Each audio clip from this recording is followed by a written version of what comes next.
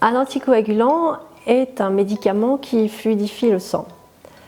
On distingue habituellement les anticoagulants utilisés par voie injectable de ceux qui se prennent par voie orale, c'est-à-dire par la bouche. Parmi eux, il y a les antivitamines K, qui sont des médicaments dont l'effet anticoagulant est différé et peut être estimé par la mesure de l'INR.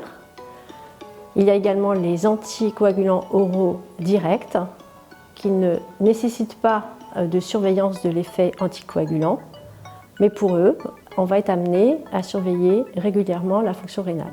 Quand est-ce qu'on utilise un traitement anticoagulant?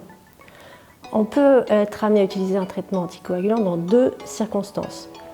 Les circonstances où le caillot est déjà constitué, comme par exemple dans les cas de phlébite ou embolie pulmonaire.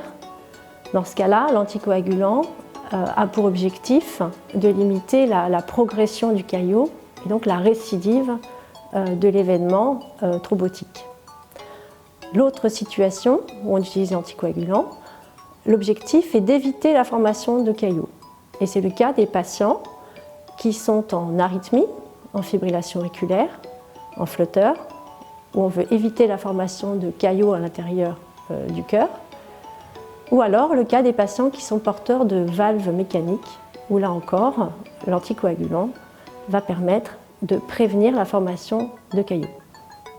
On a la chance d'avoir de plus en plus de données sur les traitements anticoagulants selon la pathologie en cours et les caractéristiques du patient.